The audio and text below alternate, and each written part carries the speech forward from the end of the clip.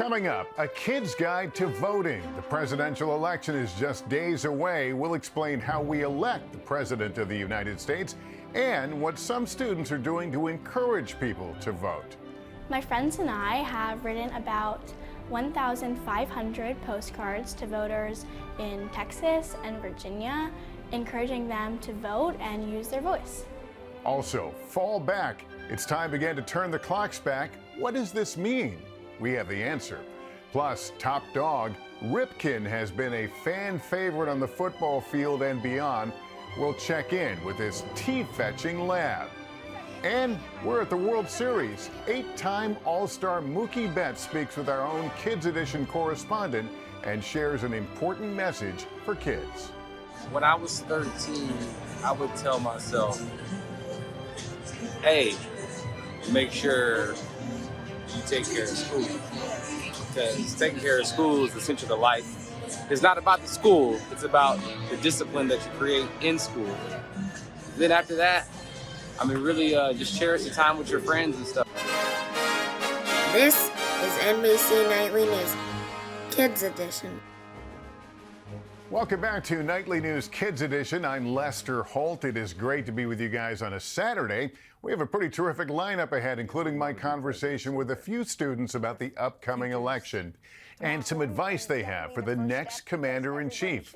I think that the president should meet with kids and just talk with them about things that are going on. I'd like to see a president who is very, who can make tough choices the right way.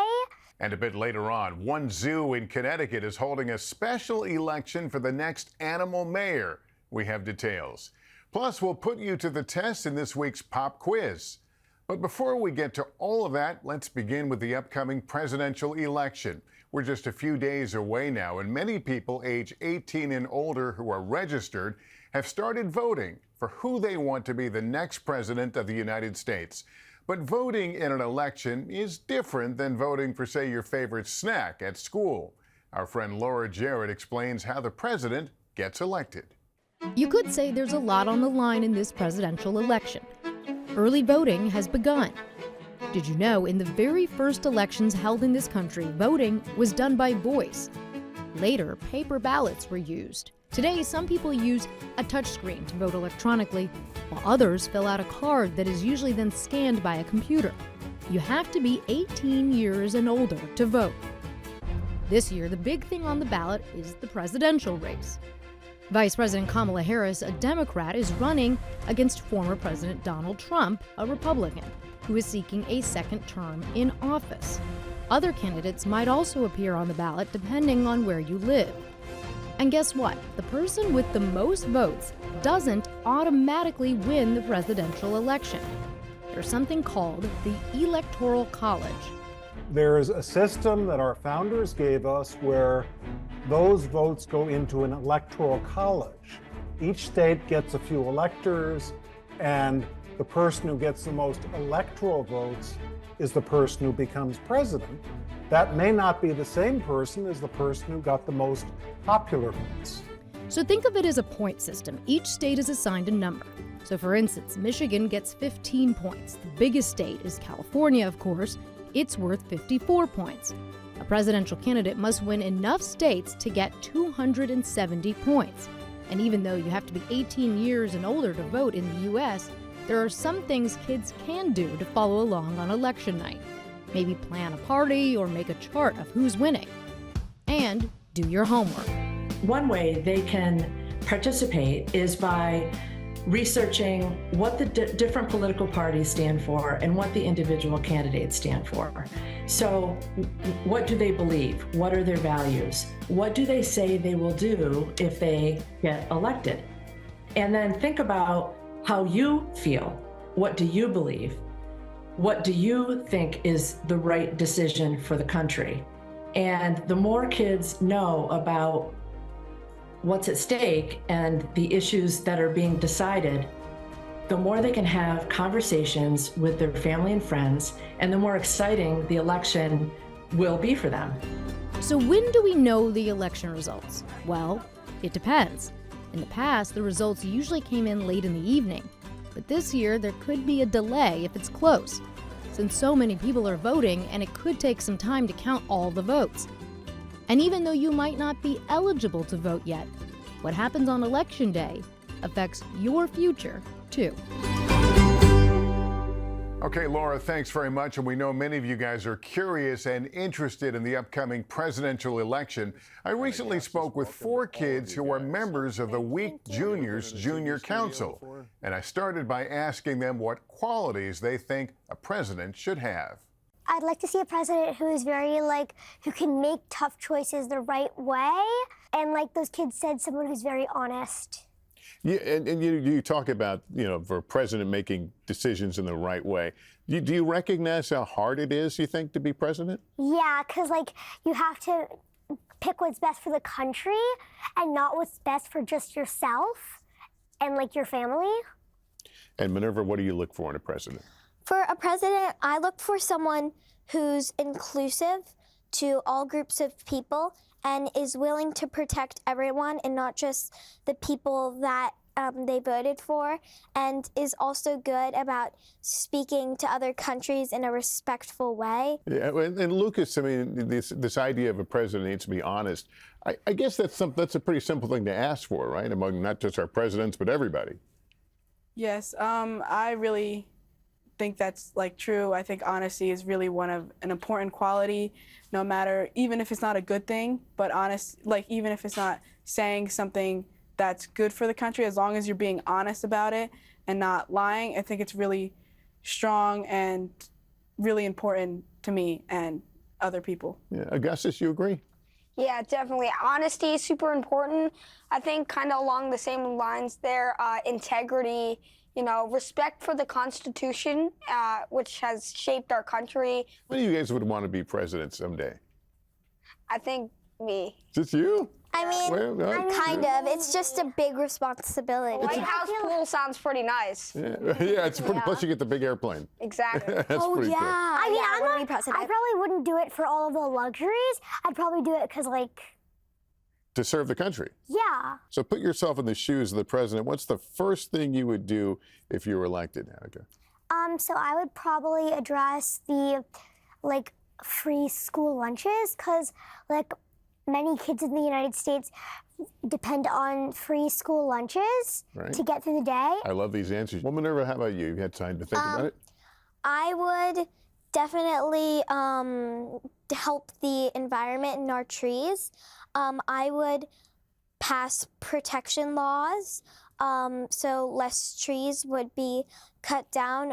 Deforestation is really devastating, and also logging companies burn the trees, which releases carbon into the atmosphere, and our planet is dying, and we really need to think about what could happen, and I want to make our future brighter. I think adults should trust that kids can can understand big ideas such as politics. I'm taking civics class in schools right now. So I think enrolling kids in discussion to talk about these things and, civics and all politics and issues is very important and definitely the first step, because everybody should have a good understanding of this. Yeah, and Lucas, do you wish that adults would listen more when they're making policy and talk to younger people? Yes, I really wish they would, and I think it's really big because this affects our futures tomorrow and today, and it's really important. One of the most important, I think, is education, making sure all kids have access to good education, because there's certain towns or states that you live in that they don't have the highest education and kids aren't getting to their full potential, and I think it's a really big deal, and I think kids should really have more of a say, and there's a lot of smart kids out there who are really smart and could really give good suggestions. And how about you, Minerva? Definitely. I mean, it's really important because even though we might not have the right to vote, we are still experiencing a lot of things right now. So, I mean, I think that the president should meet with kids and just talk with them about things that are going on, because the point of view that a kid that's growing up right now could be really important. Well, guys, it's been fascinating to talk to you and to listen to you, and I'm overwhelmed that you guys are so involved in the presidential election. It's really important for all of us, so thanks for coming to talk to us. Thank you. Thank you. Thank you. Meantime, many of us here in North America will get an extra hour of sleep tonight. Daylight saving time ends at 2 a.m. tomorrow. As we sleep, the clocks will fall back 1 hour. What does this mean? Well, the daylight hours will certainly get shorter, so that means less time to play outside in the daylight. In other news this week, baseball fans of all ages have been going crazy over the World Series. Our Kids Edition correspondent Andres had a chance to speak with a few players, including Dodgers All-Star Mookie Betts, before Game 4 at Yankee Stadium. Thanks, Lester. I am here inside the Yankee Stadium right now. It is a packed stadium with 49,000 fans. Earlier today, I got to speak with the players, and I asked them what advice would they give themselves if they were 13 years old if they went back to the past. Take a look at what I have to say to them. Mookie, could I interview you real quick? Right here. Okay, so I have one question. What advice, if you were to travel back in time, what advice would you give your 13-year-old self? When I was 13, I would really, that's a great question. When I was 13 years old, I don't even remember when I was 13 years old, that was so long ago. I would say, when I was 13, I would tell myself, hey, make sure you take care of school. Because taking care of school is essential to life. It's not about the school, it's about the discipline that you create in school. And then after that, I mean, really just cherish the time with your friends and stuff, man, because when you're 13, you don't have any responsibilities in life, and so really have fun and make sure you take care of school. Thank you so much. Yes, sir. All right, brother. Yes, sir. If you were to go back in time to your 13-year-old self, what advice would you give him? I guess I would say enjoy a little bit more of every moment of your life. I feel like I was caught up on a lot of what I need to do to be a professional baseball player. I didn't really enjoy that much my years when between like 13 and 16, so enjoy a little bit more of your time. Best advice is never stop dreaming. Never stop dreaming, brother. Right? Wow, great advice and great get, Andres.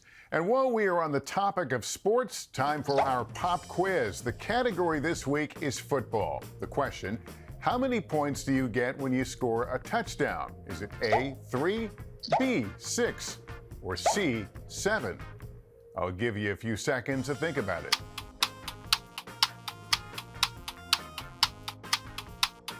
Okay, time's up. The answer is B, 6. You score 6 points when you get a touchdown. Officials felt it was twice as difficult as a field goal, which is 3 points. You gotta love football. Just ahead, his name is Ripken, and he's bringing the game of fetch to a whole new level on the football field and beyond. Plus, one zoo in Connecticut is holding its own special election. Which candidate will win the coveted title? The details ahead.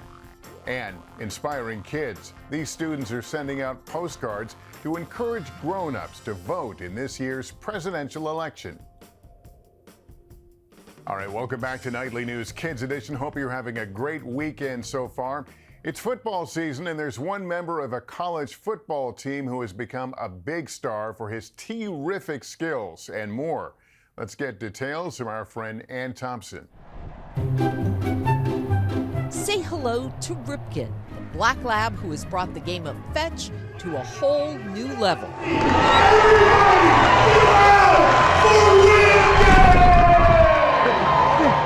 With special training by his owner Michael, the official bat dog for the Durham Bulls minor league baseball team a few years ago. And Ripken will carry away Water Broncos bats. Ripken first learned to retrieve at 8 weeks old. We started in our side yard, just working with him. It grew to my college bats, which then grew to Major League Baseball bats. But they knew Ripken's talent hadn't been unleashed yet. Ripken learned to retrieve different things just by repetition, right? I could teach him to retrieve a football tee too, kickoff. With that terrific skill, Ripken started fetching tees at NC State football games and quickly became a superstar.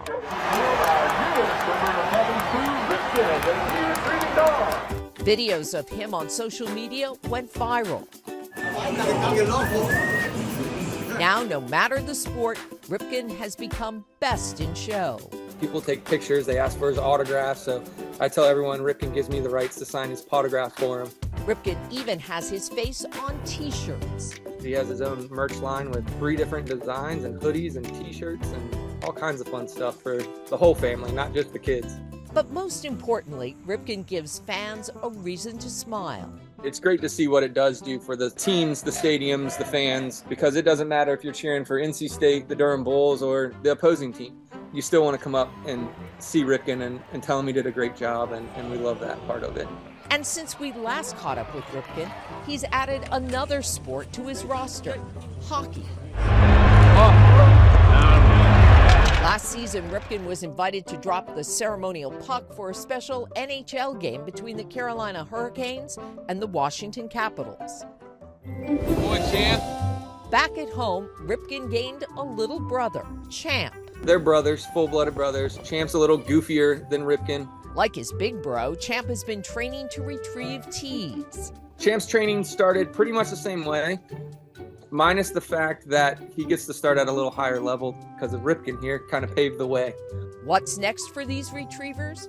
For Ripken, I think he's got the pros in mind next is the next step, getting to the pro level. and for his little brother, Champ. I think he'll follow very quickly and do a great job following in Ripken's paw steps, but he's got big paws to fill, that's for sure. No matter the sport, Ripken and Champ will keep strutting their paws. Ordinary dogs with extraordinary appeal. And thanks so much. And Ripken and Champ, way to go. Well, as we mentioned earlier, Election Day is just days away, and many races continue to be close, including in Connecticut. Several candidates are vowing to make a positive change in a hotly contested race to decide one zoo's next animal mayor. Let's get details from our friend Ellison Barber. At Connecticut's Beardsley Zoo, a wild election is underway. Every year we elect a mayor of Connecticut's Beardsley Zoo. This is our chief animal officer and oversees all the really important decisions that go on here at the zoo. And it helps showcase the role that animal ambassadors play in helping people feel more connected to animals, to nature, and to conservation. 6 animals are competing for the coveted title. Each one of our animal candidates are running on their own specific platform.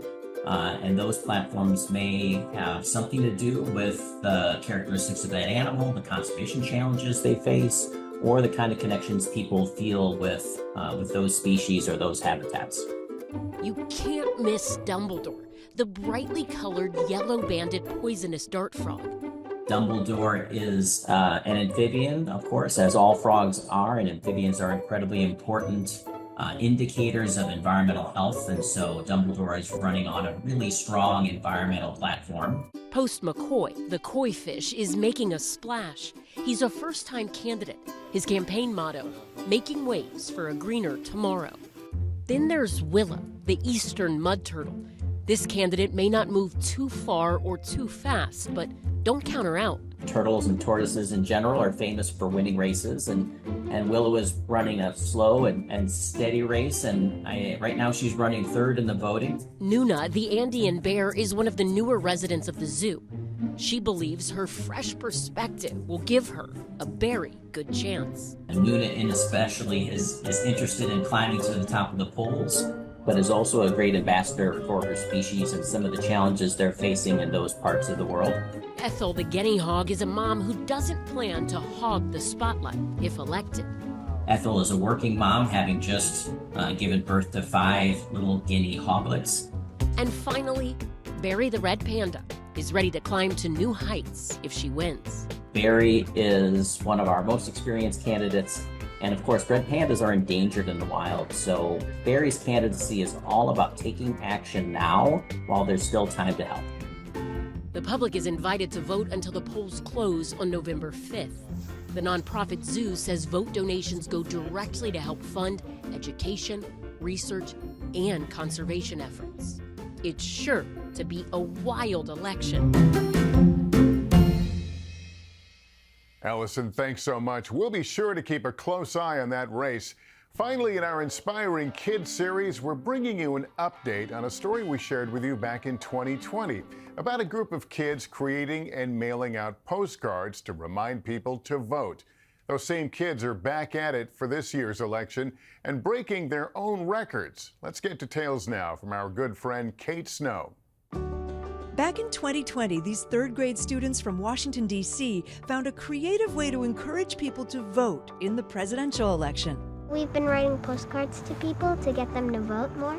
Designing postcards while social distancing during the COVID-19 pandemic, they spoke with Nightly News Kids Edition about the messages they were sending out. For example, one of mine said, "Be a part of democracy, vote." Another one said, "Voting is your superpower." Dear Grace, every vote counts, including yours. Well, if these kids can help vote even if they're not old enough, then I can too. Yeah, let's put some down here. 4 years later, the very same kids are keeping up the good work and getting out the vote again. It's really cool that we can keep on doing this over the years. It feels so great to be a part of something that started off so small and then to watch it grow to be this level. Working together with my community on it, working with my friends, the kids from different schools. It's a lot of fun. Zara, Aria, and Simone, along with more friends, are sending out even more postcards this year. My friends and I have written about 1,500 postcards to voters in Texas and Virginia, encouraging them to vote and use their voice. At the end of the day, we live in a pretty high-tech culture. This is a really low-tech, personal, and meaningful way to reach someone through their mailbox. With the help of their parents, these students have been holding postcard parties the last few weeks in the countdown to Election Day. It was great doing this with friends and knowing that my friends are also passionate about this issue. It feels good knowing that we might make a change and get more people to vote. I do think these kids are going to be lifelong democracy enthusiasts, and I think that their energy is really infectious. I'd say it's really inspiring to the adults in their lives. They don't take sides in the election, but they focus on empowering voters through encouragement and information. We want them to feel supported in voting. So we say things like, your vote is your voice, and we encourage you to use it. You know, you got this. And then we also include some of the basic information like where they can vote and where they can learn more about the candidates. Whoever leads this country, they'll affect us individually and as a whole. And so everyone should vote so that they can get their vote out, their opinion across, because everyone's opinion matters. And to those at home who want to do something, these kids had some words of advice. Whether you're eligible to vote or not, you have a voice and your voice can be heard. And anything, no matter how small, just sending a couple postcards, that can really make a difference. Get together with some of your friends or your family and your community and brainstorm, and then set your mind to one goal and then do it. Have your own postcard party, reach out to different people, and just remember, kids have a big voice too, so you can still make a difference at a young age. Kids making a difference, inspiring voters to make their voices heard at the polls.